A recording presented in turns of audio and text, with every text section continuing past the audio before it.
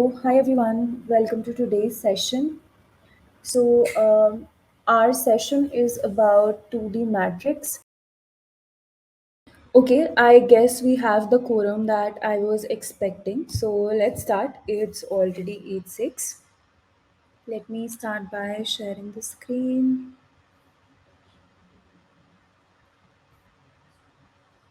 Okay, guys, can you see my screen? Anybody can confirm if you can see my screen? Okay, that's nice. Okay, let's get started. So, Um, not sure how many of you have done the questions which we had discussed in the previous class. Anybody who tried doing but was not able to do anything that you faced, any difficulty, anything that you'd like to discuss before we start off with today's session? Good evening, everybody. कुछ भी है जो समझ नहीं आया from the previous class which you would want me to discuss or anything?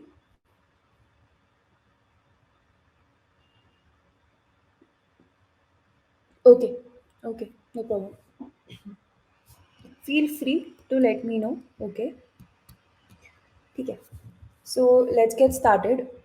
Our topic for today's discussion is yeah, it is 2D array. The 2D array is also called a matrix. Okay, so this is what we will be doing that using Java. So let's see what all we'll be discussing. So first we will see what are two-dimensional arrays, where it is used. Okay, then we'll see declaration of two-dimensional arrays. We will see initialization of it.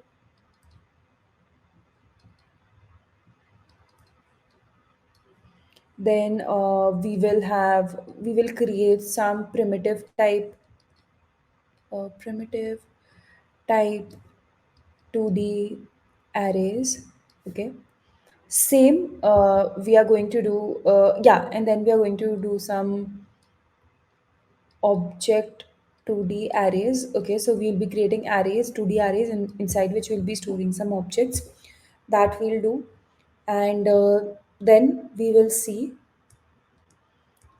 accessing elements from an array, accessing elements, modifying elements,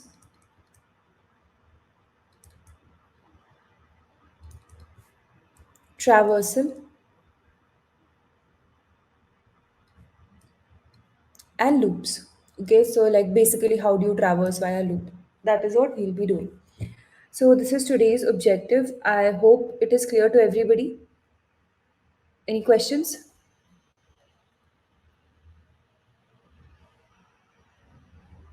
Okay, cool. All right, let's get started then.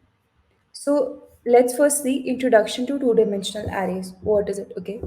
So any arrangement that you do in terms of row and column. So you do it in two dimension. Okay. 2D is nothing but two dimension. Like when you have a 1D array, say this is your array. So over here the elements are only in one direction, right? It's just like this. But so in 1D array, you only have a row. You can just call it a row. But when it comes to a 2D array, you have both rows and columns. Okay. Which means the data is organized in two dimensions. All right. So for example, if you draw a line, this is a one dimensional thing, right? If you create a square on a plane, right? If you draw a square on a plane, this becomes a two-dimensional thing. It is having length and breadth. It is having two things, right? And if you create a cube, okay, say you have created a cube, so it becomes a three-dimensional thing, right? So we are not talking about this right now. Sorry, bad drawing. Yeah, we're not talking about this. This is 1D array. This is 2D array. Okay, think of it like this. So this is the array that we are trying to talk right now. Okay.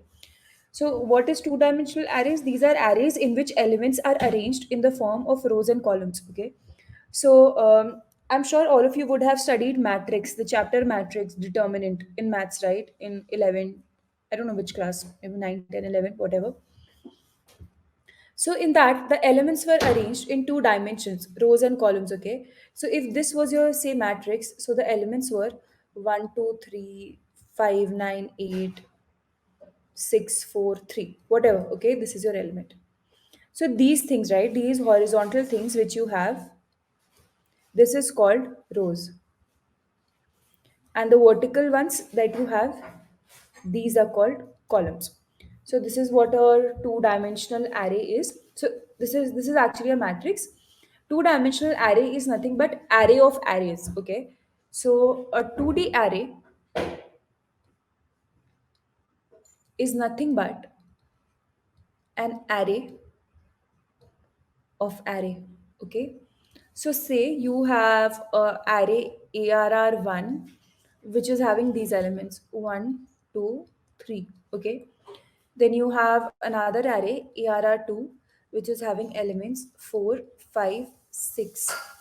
You have another array arr3 which is having elements 7, 8, 9. Say you are having three arrays, okay?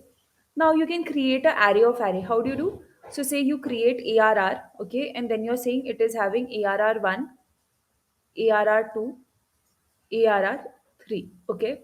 And in turn, what are these? These are also arrays, okay? So if I expand this, I can get something like this. For arr1, we have 1, 2, and 3. Then there's a comma, which means the second element is starting. Then there is 4, 5, and 6. Then 7 and 8 and 9. Okay. So this, what you have, this is a 2D array. Okay. Elements are arranged in row and column ways. It is nothing but array of array. All right. And yeah, do you guys get this? Any questions still here? How 2D arrays are stored in memory? Very good question, Amir. So let's talk about that a bit. Okay. So say I create an array. I call it ARR, and it is a two-dimensional array. All right. So my elements are 1, 2, 3, 4, 5, 6. Okay. This is what your elements are. Can I write this something like this? ARR of 0, ARR 1. Let's write like this. ARR2, ARR3, ARR4, ARR5. Got it? Maybe I can save like this. Or one more thing, let me show you a better representation.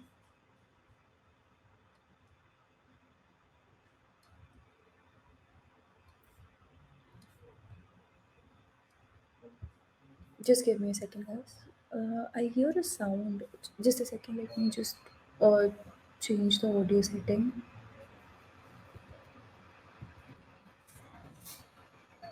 Just a second.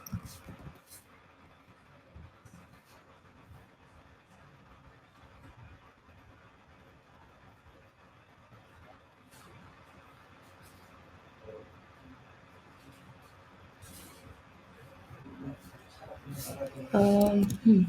Can you confirm if you can hear me fine? Is it just me who is hearing a strange sound? You can hear me fine, right?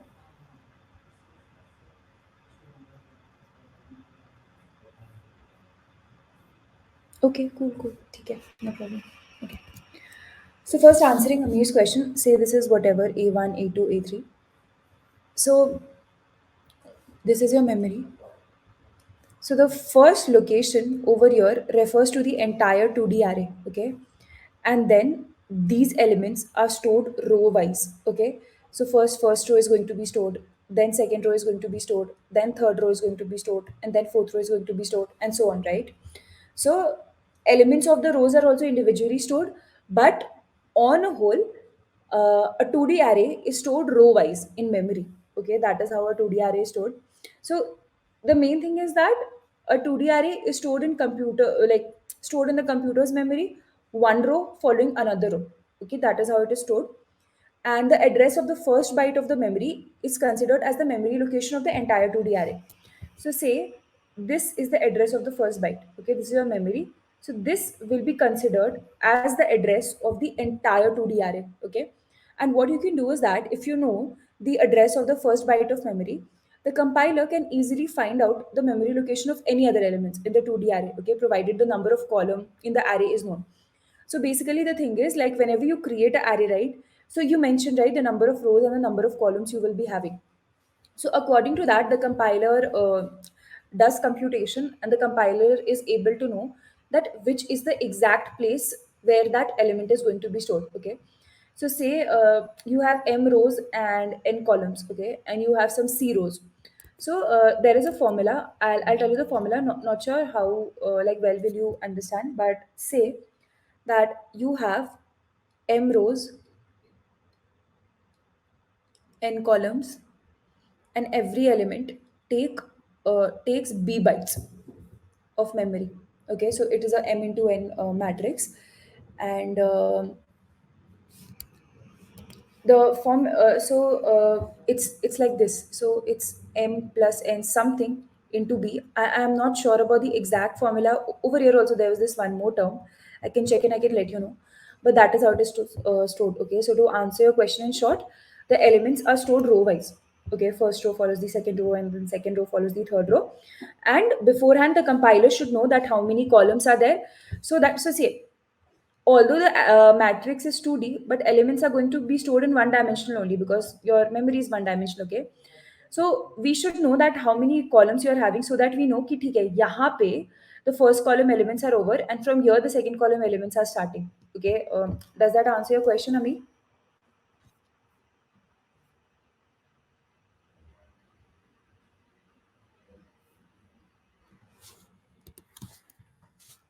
Any other question related to how array is stored?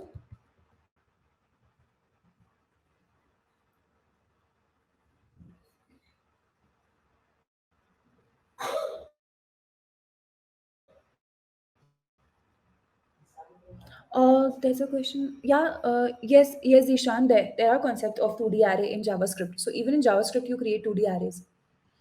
I was just reading a article sometime back. Let me just share. Just give me a second, please. Mm, yeah, here. Richan, you can go through this. Over here, it says that how can you create 2D array with JavaScript? Okay, so 2D array is very much possible in JavaScript also. Okay, so proceed. Amir has a question, but is it necessary to be contiguous as it is in the case of 1D array? Amir, as far as I know, yes, it has to be contiguous. Array in general is something very contiguous. Okay, it has to be contiguous. Otherwise, it's not an array anymore, right? So it should be contiguous. But I can check that, and like I can confirm that. But yeah, as far as I know, it has to be contiguous. Yes, for 2D array also.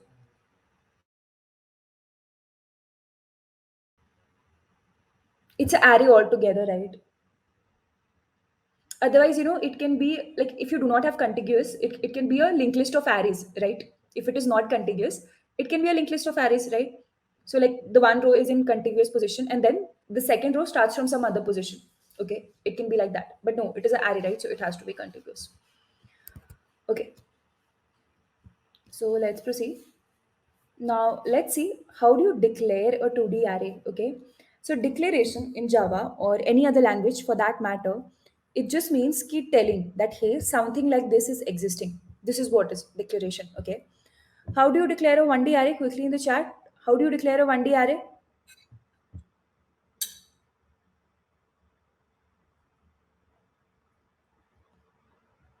Anybody? How do you declare a 1D array?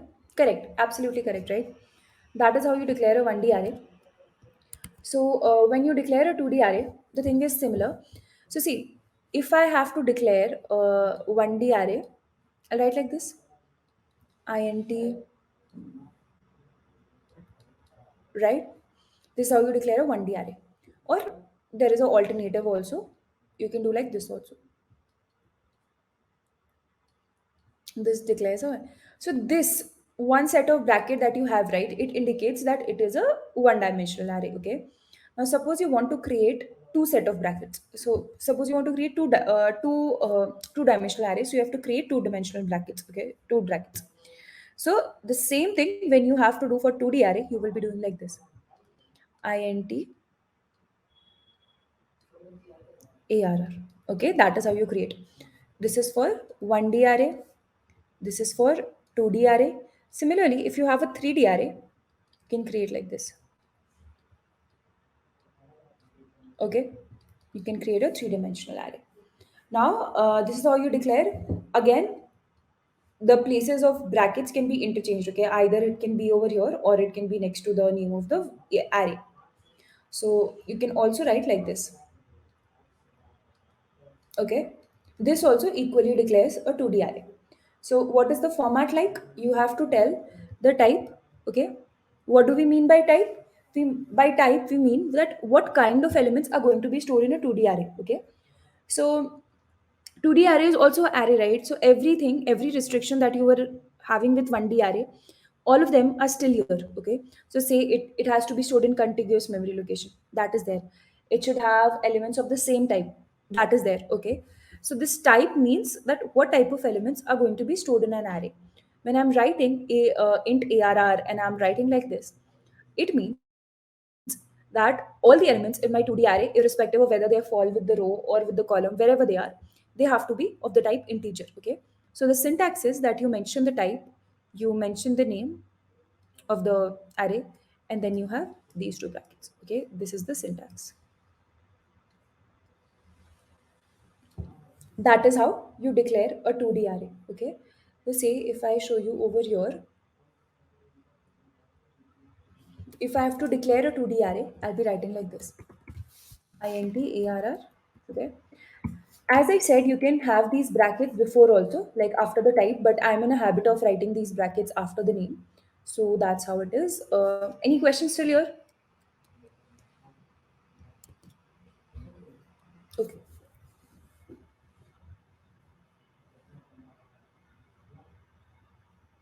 Zishan has a question: is this type of concept used in web development use case or just DS we will be using it? So, Zishan, answering your question, I'll come to your question also, Amir. Okay.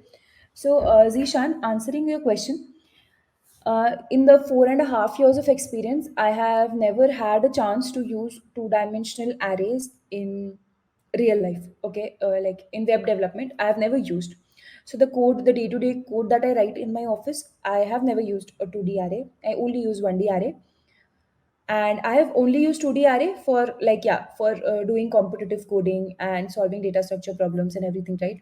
Like you have a rat in a maze problem or anything. But yeah, that's where I've used. But I'm not telling that 2D array is not used. It is used. Okay, it is still used in a lot of places when you're creating, like, say, for example, you want to store some key value pairs. Okay, and you want to store in a repeated manner, so you won't be able to do that with JSON, so you can do it with 2D arrays. Okay, so it's not like it's not used at all in web development.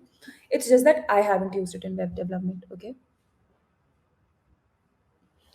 Amira has a question. I think JavaScript array and Java array are different. Different in which aspect, Amir?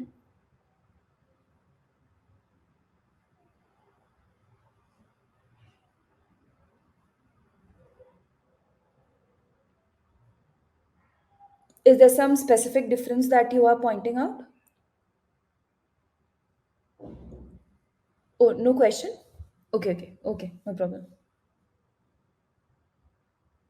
ठीक है. So see, what I'll be doing is that, um, so I am having only one screen, okay, on which I'm teaching. So occasionally I will be switching back to the chat and I'll see what are your questions. Okay. So JS arrays are object, right? Yeah, correct, child. In JS, arrays are like kind of objects. So is with Java. So is with Java, right? In Java, everything is an object, right? So that is how it is. See, array as a concept is there. Now that same concept has been implemented by different languages in their own way. Okay. So say array or linked list or stack or queue. These are the data structures. these are there, okay? That's like that is something very uniform. Now every language, say Java, they said that okay, we'll be implementing it like this. JavaScript said that okay, we'll be implementing it like this, but the crux of it is same. All right.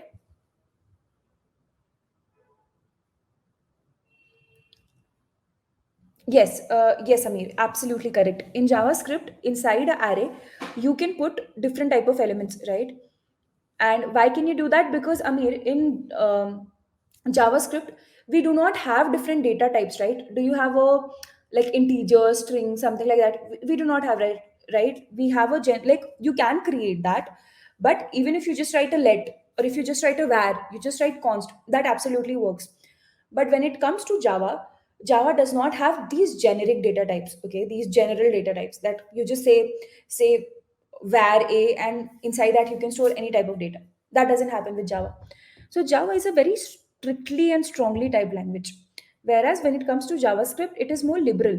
It is a bit loosely typed of language.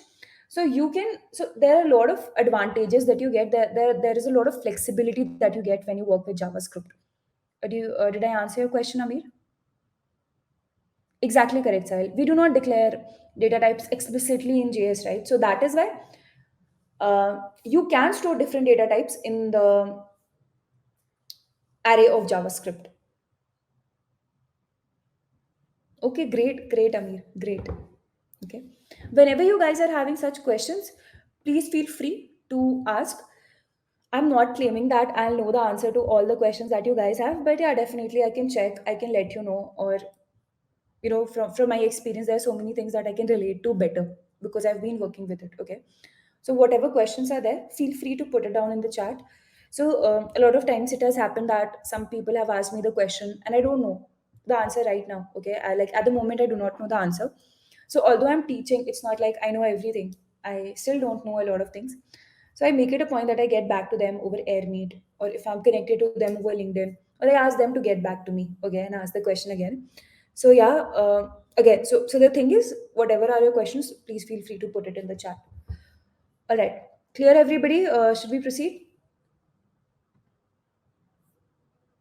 ठीक है. Okay, cool. So yeah, declaration part we covered. Okay, declaration is just telling. I am declaring that there is something which is existing like this. Okay, in declaration, this is how I'm declaring. In declaration, you do not have to tell that what is the size and everything. Okay, you basically you do not have to initialize it. You just have to say. Okay. Now let's talk about initialization. This was the declaration part that we spoke about. Okay. Now talking about initialization. So when it comes to initialization, it is where you tell that how what is the dimension of your array. Okay. So if anybody says that what is the dimension, okay, what is the dimension of the array, it just means that how many rows and columns are you having. As simple as that. Okay. So say I have already created a 2D array like this. Int arr. Okay. Now if I ask you to initialize it, you will just do like this. Arr is equal to new int. So basically, whatever type you're using over here, that will be over here. Okay, that is the type that you'll be instantiating, and then you have to mention the number of rows and columns. So say I want to create 5 row and 5 column. Okay, that is how you do. This part is called initialization. Okay. Now initialization and declaration can be done all together, like together also you can do it. So you can write it straight as like this: int arr is equal to new int. Okay. So this is also valid. This is totally valid. And so when you create like this, okay, when you do something like this, what happens? 5 cross 5 matrix is created. Okay. So depending on the language that you are using, for some languages some default value will be stored in those positions. Okay. For some languages it will be undefined, it will be empty. Okay. Basically what is happening is that we are creating 25 spaces. Okay. And in those 25 spaces you can fill in your data. Now say that you already know what data is going to be there. Okay, so you don't have to necessarily have like write like this inti is equal to 5. If you know what is the data, then no need to write like that. Okay, you can just write like this. What you can do is, instead of mentioning this new int like you did in 1D array, you can any day write like this. Like when it was 1D array, so in curly braces we used to put the elements, right? So it is a 2D array, so there will be a curly braces, like there'll be a curly bracket. Inside that there's going to be another curly bracket. Okay, so this will denote first row, this denotes second row. Okay, now if you try to visualize this, this will have, with this actually arr is something like this: a, b, c, d. Okay, that's how arr looks. So this is also, if you know what values you want to put in your array, you can initialize it like this. Okay, otherwise you can initialize it like this. Okay, just make sure that whatever type you are mentioning over here, okay, while declaration of the array, whatever type you're mentioning over here, the same type of object should be instantiated. Okay, is it clear? Any questions?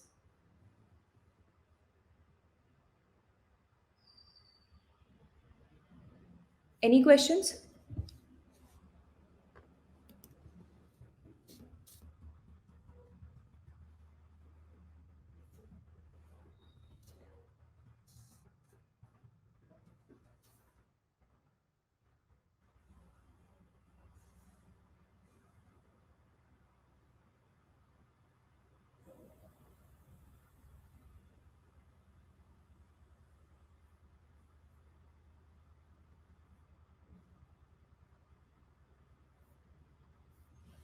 Okay. I guess there was one question that I missed. Uh, and one more point also, in JavaScript, the array is dynamic. Yes, yes, Amir, correct. In JavaScript, the arrays are dynamic. Okay.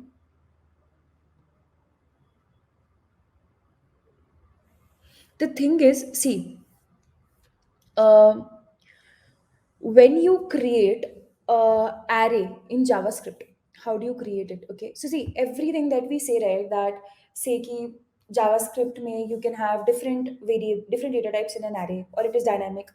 Always try to think कि क्यों ऐसा क्यों है. Okay, what is the difference, why is it like that?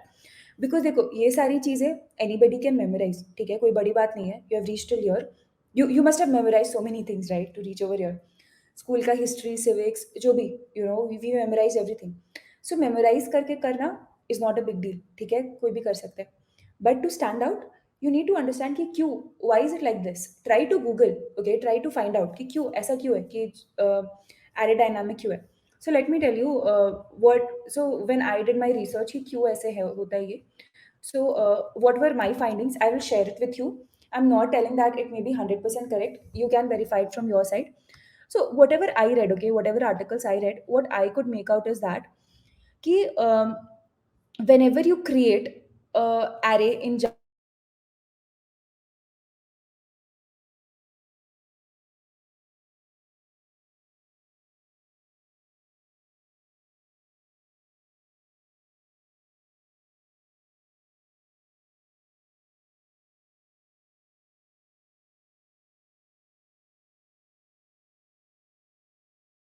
hey, am I audible now? I'm sorry, I don't know how I was hidden from the stage.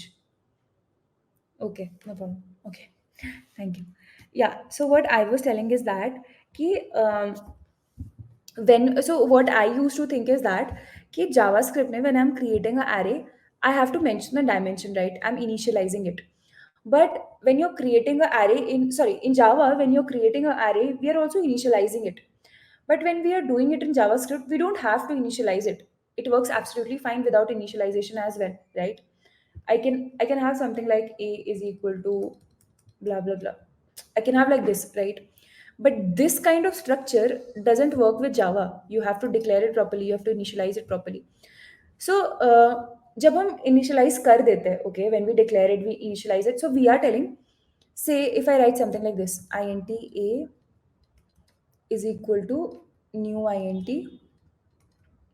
So मुझे क्या लगता है कि in Java, what would be happening is that at this point, 5 blocks of memory would be reserved, okay, and they would be pointing it like ये first वाला तो A हो गया, ठीक है, and then so on.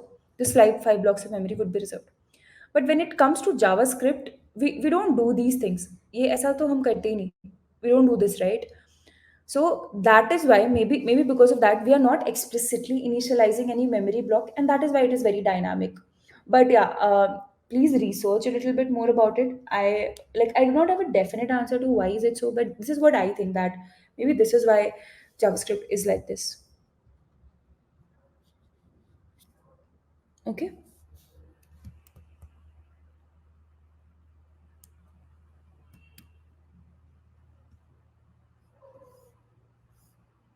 Okay. Now the next thing that we will talk about is 2D array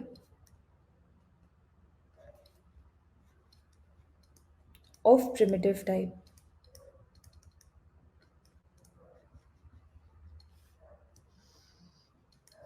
Okay.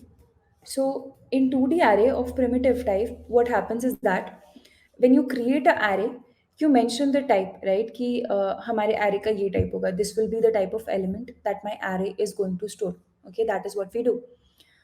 But when it comes to so the thing is कि when you mention the type, there are a lot of types that you already have. Okay, the primitive types which you already have in Java.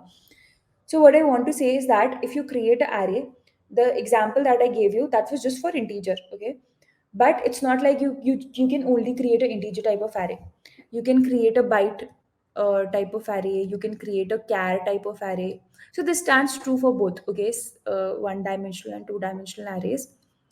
Short kind of array, long, float, double, boolean, okay? So you can create all these kind of arrays. Consider that you have created a class, okay? So say I have a class, say hello, or let's not have some random names. I have a class called animal, okay? And in this class I have got a variable, say string color, okay? And then whatever is there. Now, in the main function, when you create an object, so it's not necessary that you can only create object. Sorry, in the main function, when you create array, it is not necessary that you can only create array of the primitive type. You can create array of these types also, like the object types also. Okay, so the user defined types. So what you can do is that you can also do like this: animal a is equal to new animal. Okay. So what this actually means is that this array A will be storing objects of the type animal. Got it? Is this clear? So what I want to say over here is that it's not just that when you're creating array, it has to be a primitive data type. It can be a user defined data type also. ठीक है, string के arrays बना सकते हैं. You can make array of classes, object, whatever. Okay, so that flexibility is there. You can do as you like. Okay. Now, see, what I want to do is that you guys already know a lot of concepts. So, what my agenda is that in the first half of the class, I'll cover the concepts that I want to. In the second half, we'll do problems. Okay, उसी से practice होगा. अच्छा, ठीक है. So that's what we'll do. Now, the next thing that we want to talk about is accessing elements in an array. So let's do this. So say that you created an array like this, okay? Arr is equal to, or let's say, mm, yeah, let's have arr, no problem. New int 2 cross 2. Okay, we are creating a 2 cross 2 array. So when you have to access any element in the array, okay, or let's not write like this, let's put elements, okay. So what I'll do is that I have 1, 2, 3, and 4, okay. Now, whenever you want to access any element, so let me first show you how elements are stored. Okay. So in this, when I'm writing anything like this, that ARR, so this is what I wrote, right? INT ARR is equal to 1, 2, 3, 4. This is what I've written.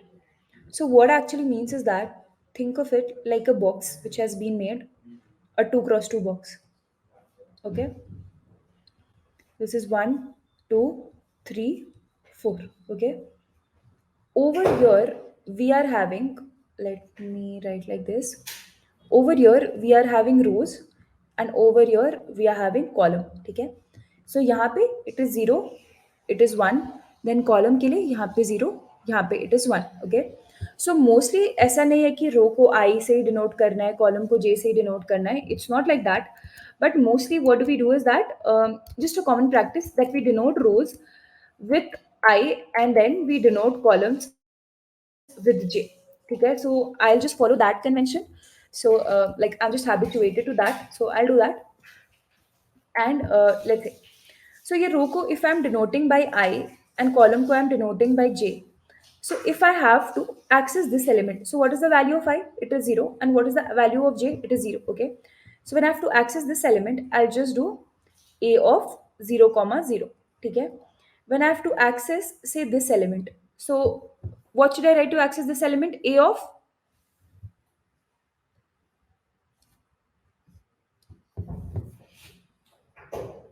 what will I be writing?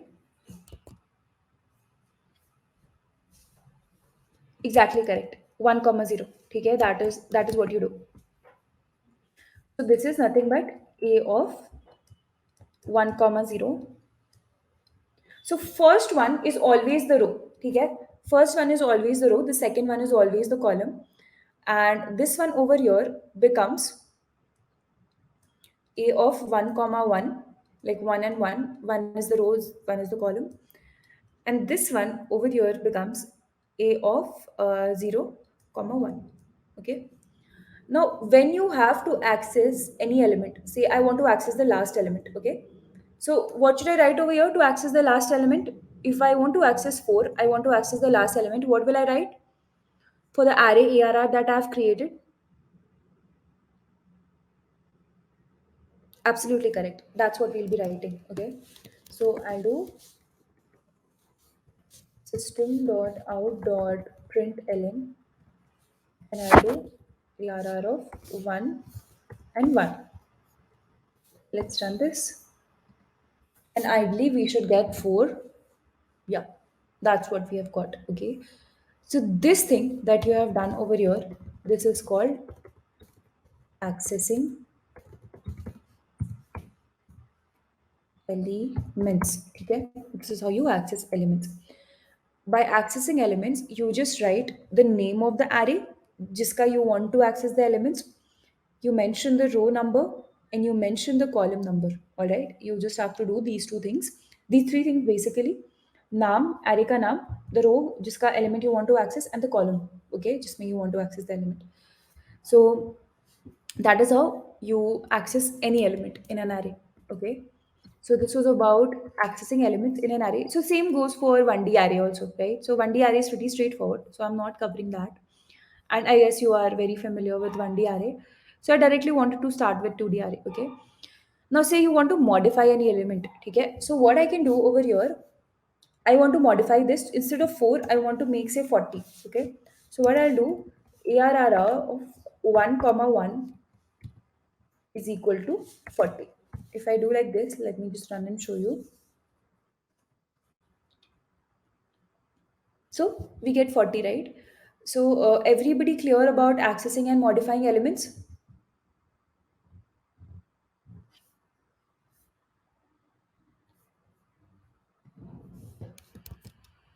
Okay. Okay. Now, so the next thing that I want to talk about is traversing a 2D array. Okay. So when I mean traversing, traversing is nothing but visiting each element in an array. Okay. So if this is my array, by traversing, I just mean What I mean is that I'm visiting each and every element. Okay. How generally we traverse is that we do it row wise. Okay. So say you have got a array like this. I'll create a big array, not very big. Say this is my array.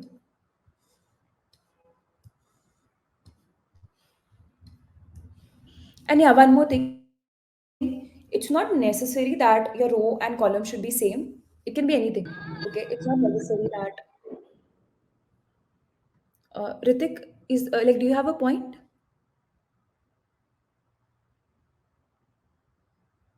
Okay. I guess that was by mistake. So what I was telling is that it's not necessary that the number of rows and number of columns should be same. It can be different. Okay, it's just a chance that whatever example I'm giving in that the number of row is same as number of column, but it can definitely be different. Okay, so this time let's create different. So see how many rows you're having: zero, one, two, three, and yeah, the indexing starts from zero, just like 1D array, and column one, two, three, four. Okay, this is what we are having. Now, how you traverse is that you do it row wise and then column. Okay. So what you'll do first, you will come to first row. You are going to traverse all the elements. Then you'll come to the second row. Then you'll traverse all the elements. You'll come to the third row. You'll traverse all the elements. Fourth row, all the elements, and so on. Okay. So it's not like that कि ऐसे ही traverse करना है. There are different ways. Suppose you just want to access the diagonal elements. So you can just access like this, right? You don't have to basically, like, go through all the elements. Traversing is nothing but, going through the elements in an array. Okay, as simple as that. Now the example that I gave you over here, we just wanted to print one element, so that is why I just wrote arr a of 1. Now say if your array is having 25 elements, for every element you cannot write this, right? You cannot do this. In that case, when you have to traverse the elements, what we do is that we create a loop. Okay. Now, in this loop, there are two variables that will be changing, right? I and j, both will be changing. So, I'll be needing two loops, right? There are two values that are going to be variable. क्योंकि रो number भी कुछ भी हो सकता है, आई number, column number भी कुछ भी हो सकता है. ठीक है. It's just that you just want to find the combination of row and column. Different combination of row and column will give you different results. Okay, it will point to different elements. So क्योंकि हमारा दो variable है, so we'll be using a double loop. Okay, a loop inside loop, nested loop. So how do you access elements? You have to write like this: for int I is equal to 0, I less than the number of rows, which is 2 in our case, and I plus plus. Okay. Let's let's have three columns. Okay, so that it's easier for you to differentiate. Five, six, huh.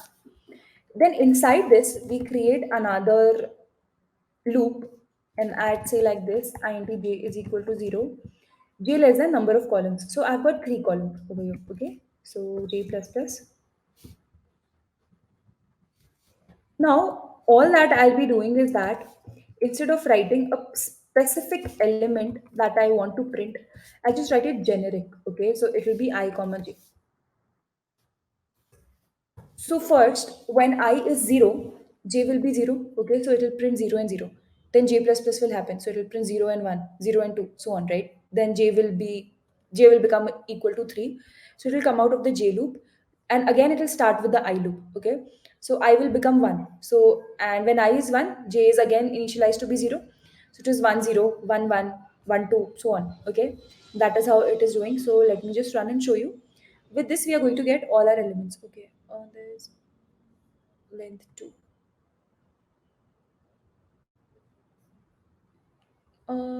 What is the problem?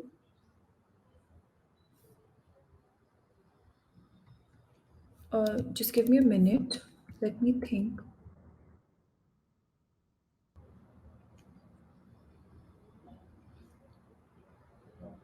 Okay, okay. This has to be 3 and this has to be 2. Thank you. Thanks for pointing. Thank you.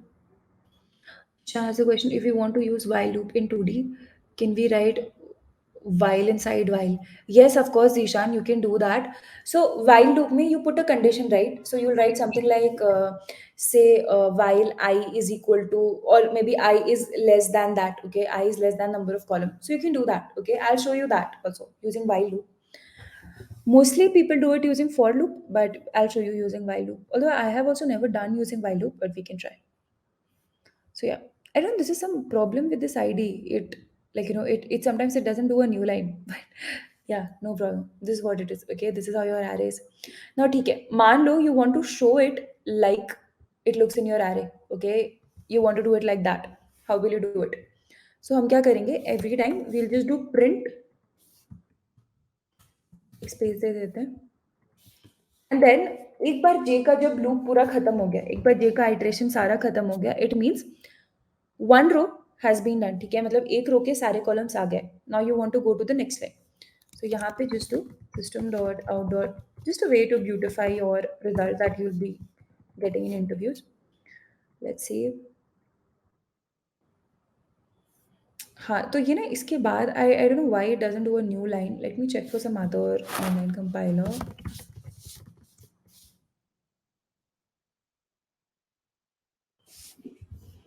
Yeah, let me try over here.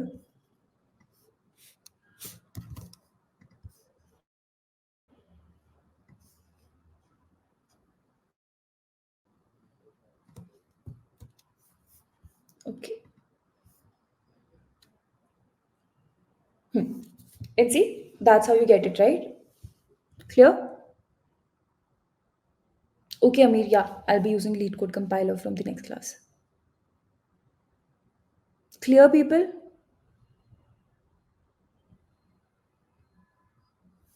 And um,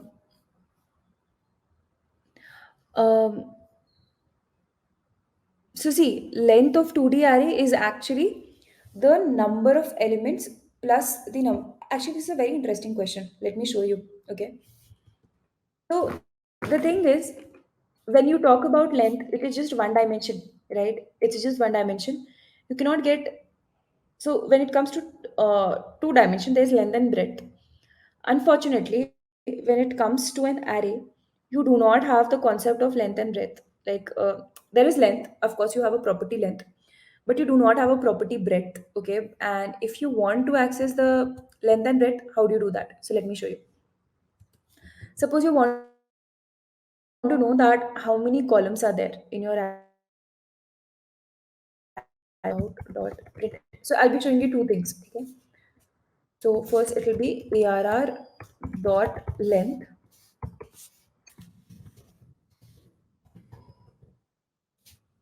arr of 0 dot length. Okay. So see, when I do arr dot length, it will give you the number of rows, okay, that you have in your array. And when I'm doing arr 0 dot length, it gives me number of column. Okay, arr 0 means कि first row, जो हमारा first row है उसका क्या length है, it will tell you the number of columns. Okay, so that is how you find the dimension of an array if you do not know. Did I answer your question, Chandani? Okay, cool. There was another question, I guess, by Zishan. If you want to use a while, how do you do that for arrays? Okay. So see, that is how you will be doing it. What you can do is that you can have like this: int I is equal to 0 and j is equal to 0. Okay. Instead of for, you can write a while loop. While my I is less than 3, and over here also I can have while j is less than 2. Now every time once this is done, what I'll do j plus plus, and once the j loop is over, I'll do I plus plus. I guess they should work like this. Let's see. Oh, we did not get any other elements. Why? Let me run the same code in the other compiler. Okay. So see, every time you have to do like this, j is equal to 0. You have to initialize it over here. Because when you were having for loop also, the initialization was happening every time, right? Every time in every new row, For every new value of I, the j was being initialized to 0. So yeah, I guess this should work now. Yes, so we get 1, 2, 3, 4, 5, 6. Did I answer your question, Zishan?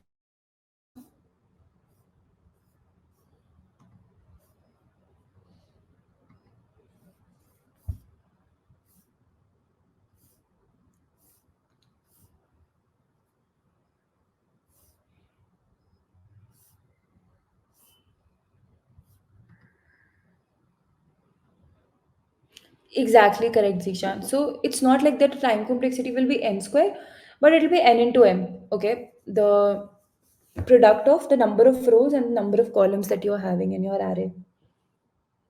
Okay.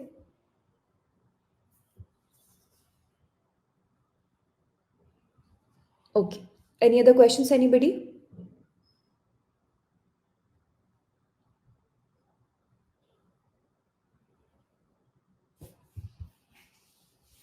So see, till now, let me show you. Hmm. This was what we had in the agenda. 2D array. Okay, what is 2D array? So I'll be telling the topics. Please let me know if you know, like if you have got it or not. Okay, 2D array, declaration of 2D array, when you write what is the type and then the name of the array. Initialization, where you either put on the values or you instantiate, you put the dimension. Then primitive type 2D array, where you create a 2D array of the type, the primitive data types. Then object type 2D array, I gave you an example where we had created a animal class and we had created an array out of it. So inside that array, you could store objects of animal. Okay. Then we saw accessing elements. You give the name of the array and then the position that the row number and the column number for which you want to access the elements. And then modifying elements. So same thing. Okay, you just put a equal to sign and then you modify the elements. We saw traversal and using loops also. We did this. Okay, clear? Everything clear, everybody?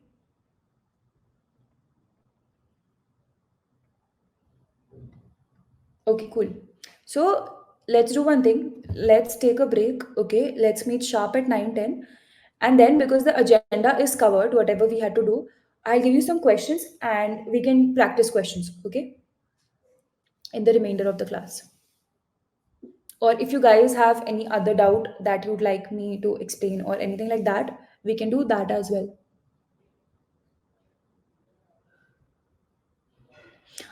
Zishan, yeah, a very good question. Like, can you explain a practical use case of this after break? Yeah, I'll do that. Okay. So, the use case that I'll be giving you. So, as I was telling, like, I have never used it, but yeah, I can give you some. Okay. So, I'm going to pause the session. Okay, because there'll be nothing happening. So, why to record it? And I'll be resuming it sharp at 9:10. Okay, then. See you guys at 9:10.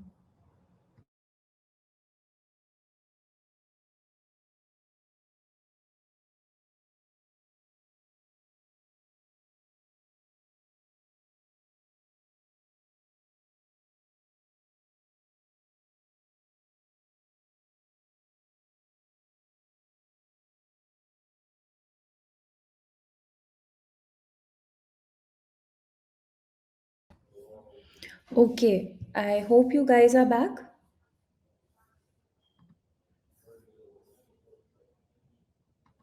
ठीक है.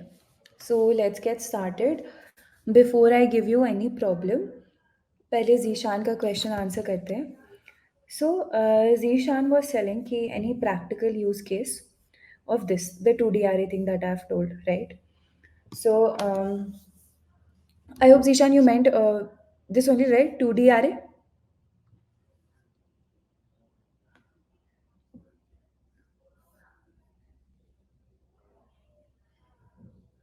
Okay, ठीक है. So let's take for example Byju's, okay, a online teaching platform. तो मान लो यहाँ पे a lot of people, a lot of students they enrolled. Okay, तो इसमें क्या हुआ कि there was a student one,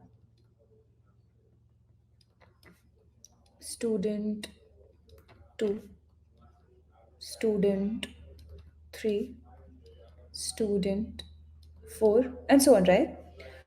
All of the students would be having 5 subjects, right? So, say they have maths,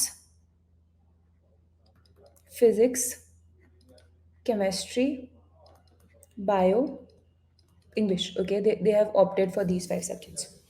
Now, say you want to store the marks or attendance of एक student का किस subject में कितना attendance है. There are different ways in which you can do it. ठीक है. Either you can create 25 variables. First variable will be student 1 maths, student then will be student 2 physics, student 3 chemistry. Okay, so on. You have to create 25 variables. Other thing is that you could store in a 2D array, right? So we could make an array like this: student versus subject, right?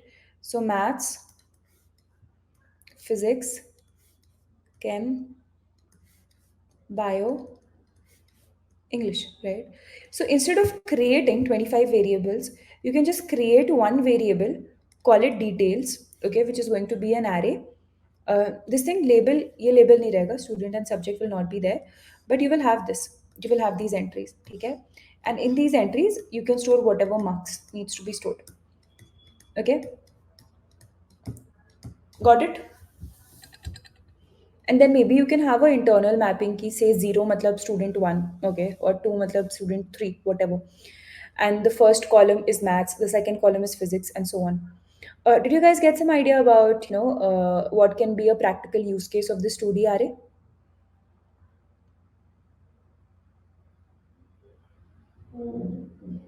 Okay, cool, cool. ठीक है. Let's start with problems. So I'll start with easy questions, and then we'll and see, this is one practical use case, but mostly okay, 90% of questions that at least I have got in interviews, those can be solved via 2D arrays. Okay, rat in a maze problem, yeah, kuch bhi. Like mostly a lot of dynamic question problems were also done, a lot of 2D array questions. So whenever I get a dynamic question problem, okay, mostly a lot of times it gets solved by 2D arrays, or and vice versa as well. 2D array ka question, dynamic problems, and so on. Okay, but you get it right. So 2D array competitive coding में तो बहुत ज़्यादा use होता है, even in your interviews it is used heavily. Okay, so let's have a very simple example, simple question, and today we will do a bit differently. Solve तो करना ही होगा सबको, but you will also have to tell me the code complexity. Okay, in the end I will solve it, I will tell the code complexity, and if you do not understand it we can discuss कि कैसे वो code complexity आया, and you know, so should we do that?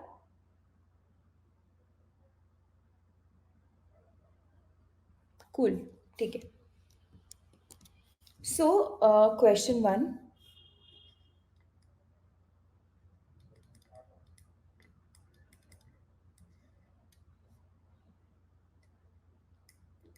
create a 3 cross 3 matrix,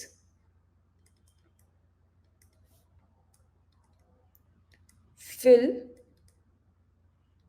first 9 odd numbers. Okay, this is one question only. ठीक है, पहले ये करना है, फिर ये करना है, फिर फर्स्ट 9 ऑड नंबर्स. ठीक है, सो से तुम्हारा मैट्रिक्स है 3 क्रॉस 3, तो पहले the first element will be 1, then it will be 3, 5, 7, 9, so on. Okay, the third step is there, print the matrix. So it should be printed in the matrix form, right? Row and column. Remember how I was showing you over here? ऐसे करके, ठीक है, ऐसे if you print after every column, sorry, once this j loop is over, which means कि एक row is over, ठीक है, then after that just do a new line and then start with another row. ठीक है, so what you have to do, print the matrix, replace diagonal elements with 0,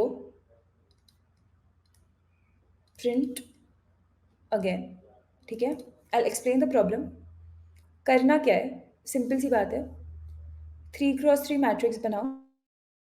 ठीक है, उसमें fill first 9, सो ये मेरा 3 cross 3 matrix हुआ, इसमें have to fill odd numbers. So first will be 1, 3, 5, 7, 9, 11, 13, 15, 17, ये मेरा मैट्रिक्स बन गया, ठीक है। नाउ आई प्रिंट इट, तो ठीक है, इसको प्रिंट कर देंगे। We have already seen that code, कैसे प्रिंट करना है, बहुत बढ़िया, ठीक है, इसको प्रिंट कर देंगे। Then all you have to do is that replace the diagonal elements with zero.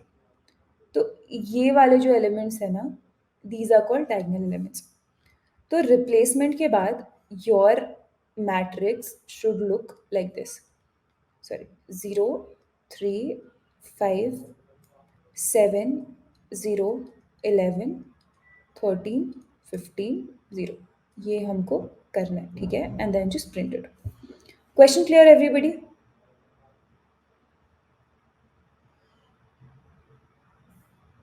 Question clear?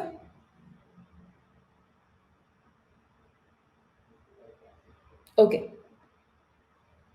तो चलो get get started. It's 9:18, I am giving you time till 9:30. In 12 minutes, you have to give your solution, and you also have to tell me the code complexity of your solution. ठीक है? Do not think that 12 minutes is less, it is a lot. So if I tell you the standard, so जैसे हम, like if you give Google का interview, okay? So for Google का interview, there are different types of questions: easy, medium, hard. Easy questions 5 minute के अंदर करना होता है. Medium questions you get 15 minutes, and hard questions you get 20 minutes. Okay. So whenever you're practicing, keep a track of time. ठीक है? So I'm still giving you more time because you're just learning and everything. But when you're practicing, just keep a track of time. Okay. So by 9:30, I want everybody to put down the solution. Okay. I'm not telling that it should be a working solution, whatever, but please put down your solution so that I know where you stand. Okay. So let's get started. Sharp at 9:30. The solution and the complexity. Okay, so Chandni has already shared the solution. Let me see.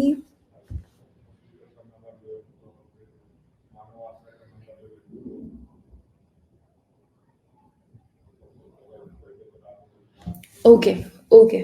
So I've seen the solution of Chandni and Abhinav. You guys have got the hang of it. Okay. Any other solution, anybody?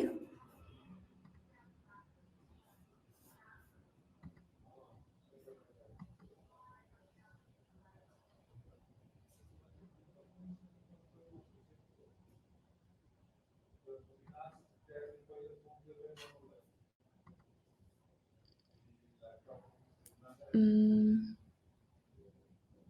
but it's printing. Yeah, Abhinav, it'll print because see, over here, see, that's what you do, right? When you're printing the same elements, like these elements are of the same row, right? Same row, the I value will be same, but the column value will be different, right? So same row mein you do not do print ln, just do print. Okay, and then just give a space if you want. And then after the j loop is over, which means one row is over, okay, you will be having a new value of I. So before that, just do print ln. Got it?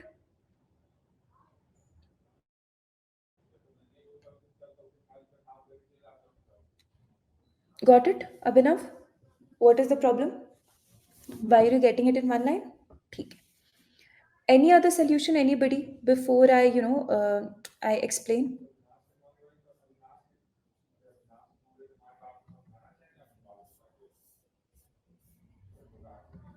Mm, ठीक है. Okay. Let's do one thing. Let's start with it. ठीक है? I'll tell you. So the first thing was that you have to create a matrix of size 3 cross 3. Simple. Okay, so Rosine has. Okay, sure, sure, Amir. If you guys want more time, that's absolutely fine. Meanwhile, Chandni and Abhinav, please share the code complexity of your solution. And I'll give you 3 more minutes, Amir. Okay, so we'll discuss, or 2 more minutes. Let's discuss at 9:35. Meanwhile, I'll check Rosine's answer.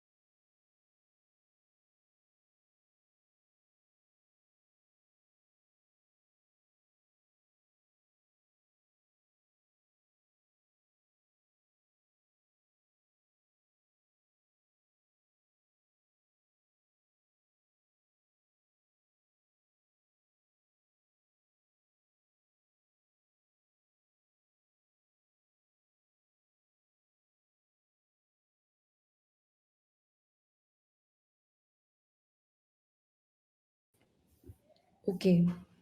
2 minutes are over. Ami, do you want more time? And what about the others? Whatever you can, like whatever you have written, you can share that if you're fine with it.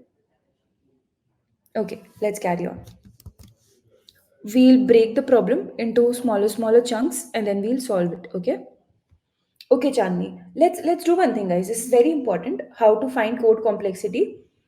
इस question का answer देके do you want to discuss how to find code complexity? Should I help you with that? Everybody? Okay, so we'll do that. ठीक है. The first thing is that you have to create a matrix of size 3 cross 3. Very simple. How to create? INTARR, okay, is equal to new INT 3 and 3. Okay. Now, what does the second question say? Sorry, second part, fill first 9 odd numbers. So I know that let's say that the first odd number starts with 1. Okay, num is equal to 1.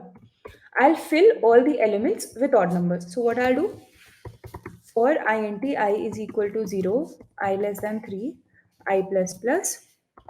For int j is equal to 0, j less than 3, j plus plus. Okay, and what I'll do, arr of I comma j is equal to num. What is num? Initially it is 1. Okay, it is pointing to the first odd number. Then before it is being assigned again, I want to update it. Okay, so I'll say num is equal to num plus 2. With this, what is going to happen, guys, is that my array, so let me just run and show you. Okay, so from next class, I'll be using the lead code one. Okay, yeah, let me run. Uh, okay, it has to be 3 and it is also 3. Let me run. So see, we have got all the first 9 odd numbers. Any question in this logic? I guess Shani, you weren't sure about how to how to add the odd number check. Is it clear now? ठीक है. Okay, cool. Okay.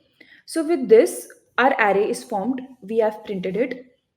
Now what we have to do is that कि वो जो diagonal elements है ना, उनको हमको zero से replace करना है.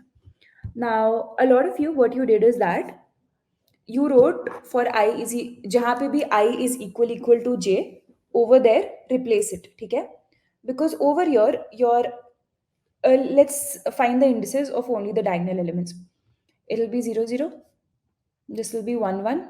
This will be 2 2. All of you agree? This is going to be the index of the diagonal elements. Correct? So tell me one thing. Instead of running two loops, okay? So say this is I loop. Instead of, and over here I'm checking j loop, and then I'm checking if I equal to j, then that's the diagonal element to whatever needs to be done. Can't I write like this, that for int I is equal to 0, or let's have another variable, int k is equal to 0, k less than 3, k plus plus, arr of k is equal to 0. Can't I do this? Instead of right, so see, whenever I will be equal to j, okay, you are doing this check if I is equal to j. So if I is equal to j, in this I can either write a of I and I or a of j and j. That same, right? तो क्यों दो loop करना, right? एक loop से ही हो सकता है. Why to do nested loop? Okay, so with this our problem will be solved. Let me show you.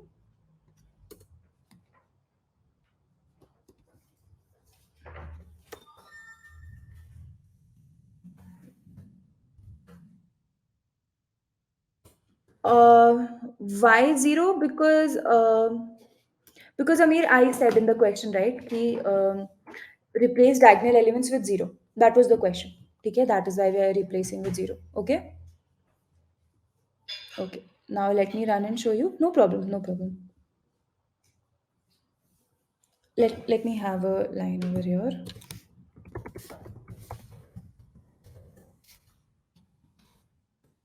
After replacement,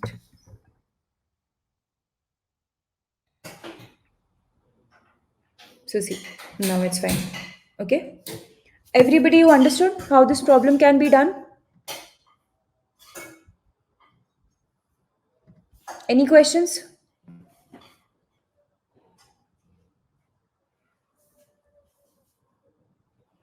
I hope all of you got it. Okay, okay. Let's talk about code complexity. Very important. Okay.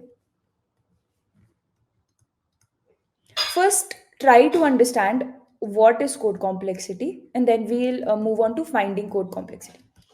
Code complexity is defining the relationship between input and time. Okay. It is defining relationship between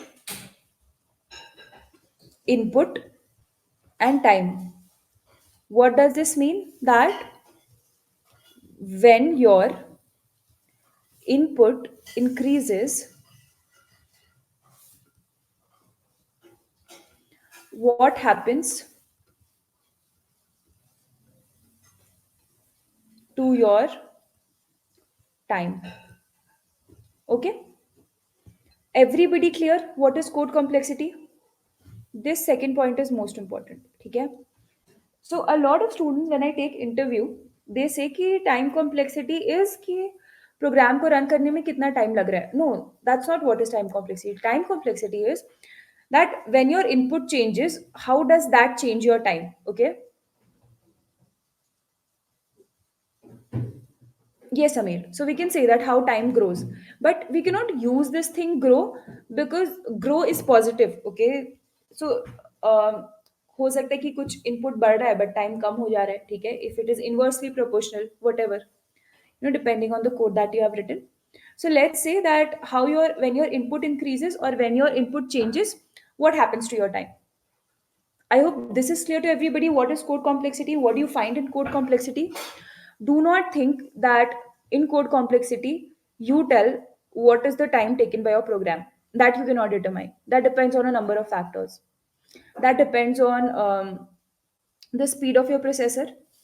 That depends on how many programs you are running parallelly.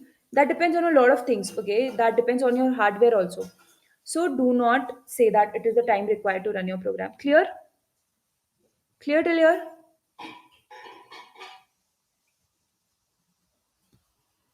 Okay.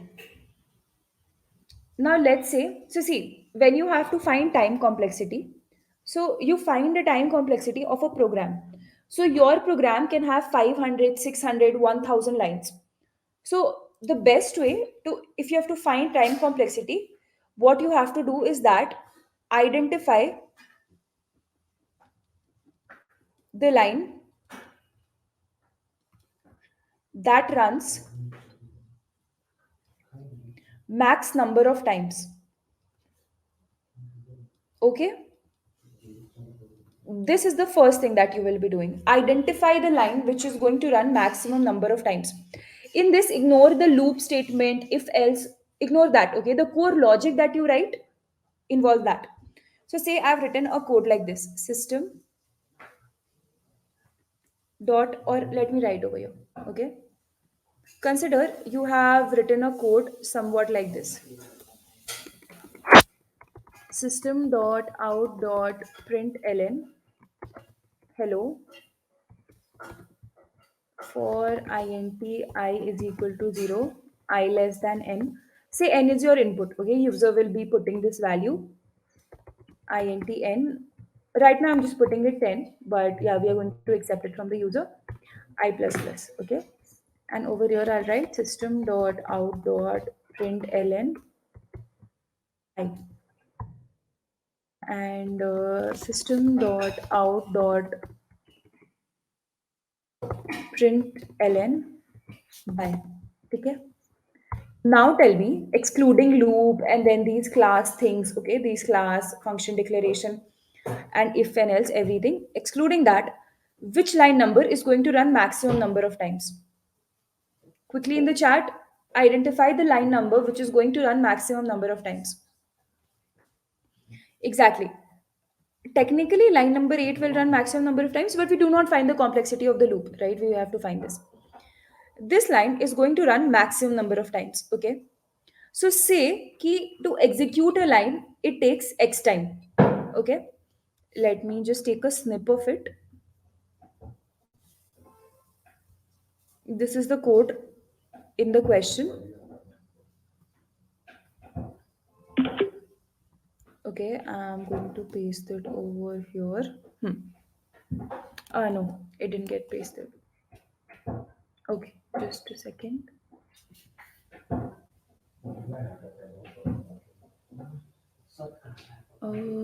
Clipboard. Yeah,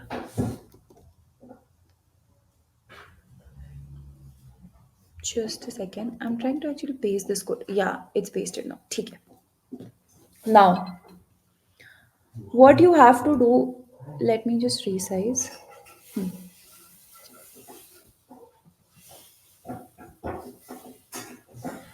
So we identified कि ठीक है ये line number 9 है which is going to run maximum number of times. Now say कि एक line run करने में it takes x amount of time, ठीक है? इसको run करने के लिए it will take some x amount of time. We are not concerned about what is x, but it takes some time, ठीक है? हर line को run करने के लिए it takes some x time. So can I say that इस line को line number 9 को run करने के लिए you will require nx time? Total time will be nx. Can I say this? Because this line, to run it for once, it takes x time. And if you have to run it for n times, it will take nx time, right? Now say when the value of n is 1. If n is equal to 1, so time is equal to x. If n is equal to 2, time is equal to 2x. If n is equal to 4, time is equal to 4x. If n is equal to, say 100, time is equal to 100x. Can we say this? Everybody quickly, can I say this, right? अभी ये क्या है? Isn't this the equation of a straight line? Y is equal to mx plus c. तो ये क्या कहता है कि जैसे जैसे n will increase, उसी proportion में time is going to increase, right? So say it's 1, 2, whatever, okay? So if you plot a graph, this is what you will get, right? Say यहाँ पे time है, यहाँ पे n है, right? ये line का equation क्या है? Y is equal to mx plus c. Okay. Now ये वाला x and ये वाला x is different. ठीक है? This is different. Now, can I say कि as n increases, so time increases, right? Can I say that? Okay. So इस case में I will say my code complexity is n. Okay, this tells the worst case code complexity. Qn, because time is increasing proportionate to n. See, n1 था तो ये x है, ये 2 था तो ये 2x है, so on, right? I'll give you example of n square and other time complexity also, then it will be clearer, okay? And say I have a code somewhat like this, ठीक है? यहाँ पे कुछ नहीं कर रहे, say this one. If you have to find the time complexity of this line, so do you think it depends on the input? अगर n का value 1 है, this is going to run for one time. If n's value is 100, the line number 11 is going to run for one time. If n's value is 50,000, line number 11 is going to run for one time. All of you agree? All of you agree to it? So when it comes to this, can I say that this line is not dependent on the input? This is linear. Okay. First, let me actually give you about this. ये linear है. So whenever you have a for loop, okay, one single for loop, it will be linear. The new example that I was giving you, can I say that time taken is not related to input? I can say that in that case, the time complexity is O of 1. Okay. O of 1 doesn't mean one कोई number है. One just is some random constant. Okay. उसका graph कैसा होगा? ऐसा. Right? Whatever is the value of n, say it is n1, n2, n3, n4. Time is same. Time is t. Got it?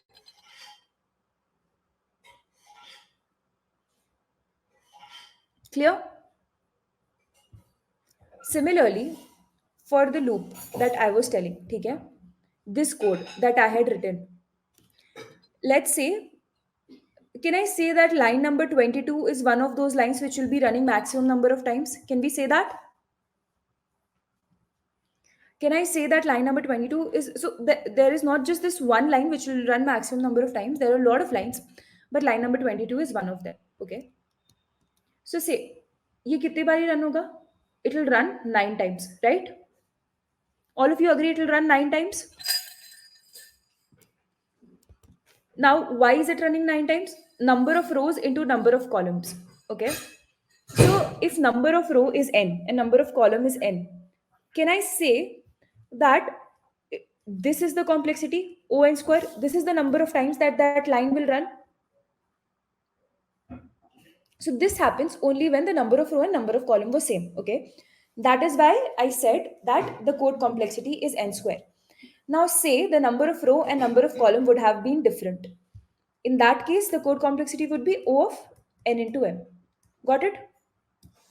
So जब भी nested loop होता है, excuse me, this is your time complexity. ठीक है? Everybody clear?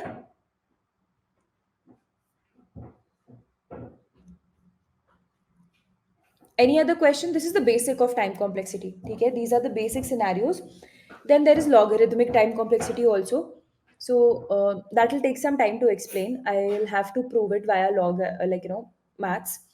But did you guys get at least these three things? Constant time, linear time, and quadratic time. Quadratic time is this O of n square. Everybody clear? Simple rule, if there is one for loop, it is O of n. If there are two nested for loops, it is O of n square. Okay.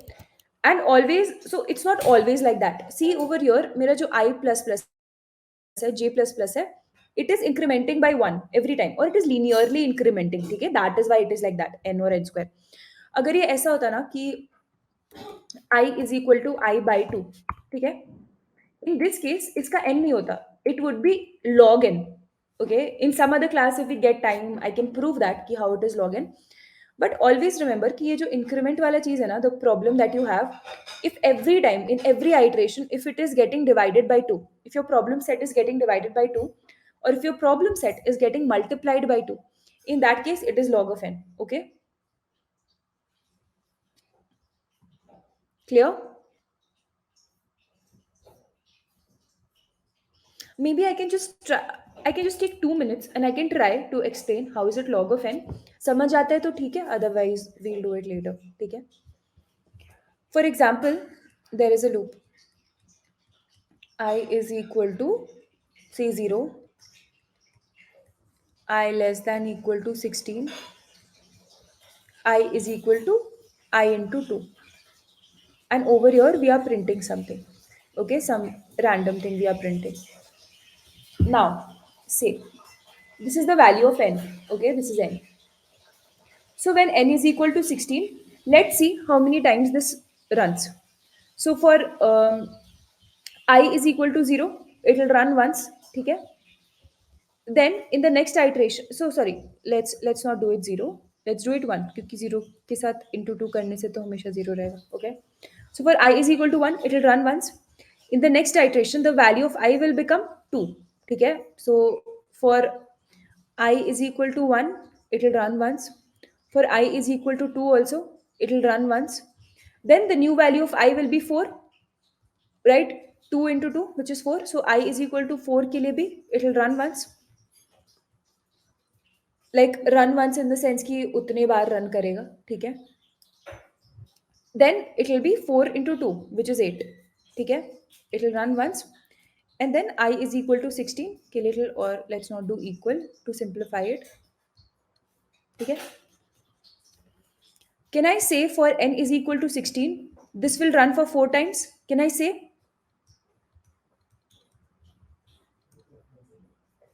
यहाँ पे मैं table बनाती हूँ. N is equal to 16, it will run 4 times. Now if n is equal to 32, तो I will be equal to 16. इस case में भी it will run, so it will be 5 times, right? Every time it is getting multiplied by 2. N is equal to 64. In this case, it will run 6 times. Okay. So if I write, so there is something that is happening. Okay. एक function में if you are passing 16, you are getting 4. Can I say this for this? इस function में something is happening. I need to identify कि वो equation क्या है. उस equation में whenever you are giving 16 as input, you are getting 4 as output. All of you following till here?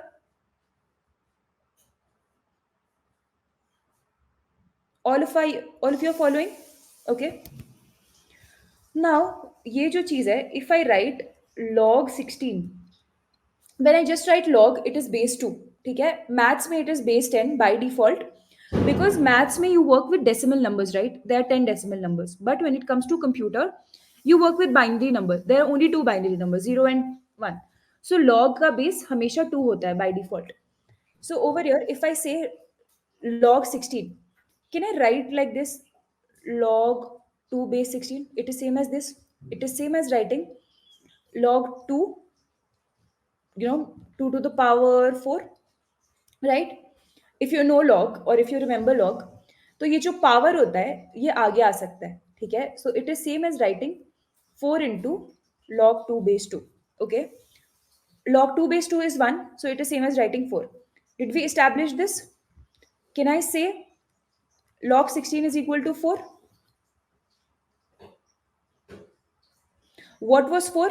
It was the time, ठीक है, कितने बार ये रन होता है.